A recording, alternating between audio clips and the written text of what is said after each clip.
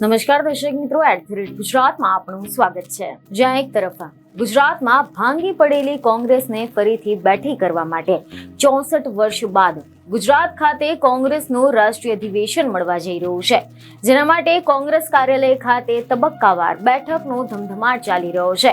ત્યાં જ બીજી બાજુ કોંગ્રેસના નેતાઓ પૈસાની લેતી દેતી મામલે ઝઘડી પડ્યા હોવાના સમાચાર સામે આવ્યા છે। જી હા, અહેવાલો મળી રહ્યા છે કે પ્રદેશ કોંગ્રેસ કાર્યાલય ખાતે બે નેતાઓ આમને સામે આવી જતા માહોલ ગરમાઈ ગયો હતો।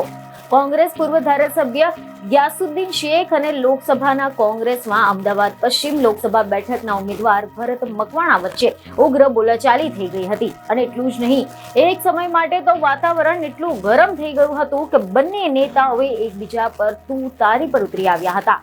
અહેવાલો મળી રહ્યા છે કે આમાં બન્યું એમ હતું કે ભરત મકવાણા બેઠા હતા ત્યારે ગ્યાસુદ્દીન શેખે આવીને ઉઘરાણી કરતા મામલો બિચકાયો હતો, જેથી બંને વચ્ચે બોલાચાલી થઈ ગઈ હતી।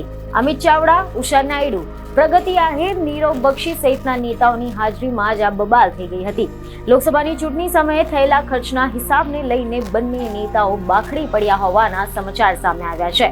ભરત મકવાણા અમદાવાદ પશ્ચિમ લોકસભા પરથી ચૂંટણી લડ્યા હતા ત્યારનો હિસાબ બાકી રહેતા ગ્યાસુદ્દીન શેખ બગડ્યા હતા।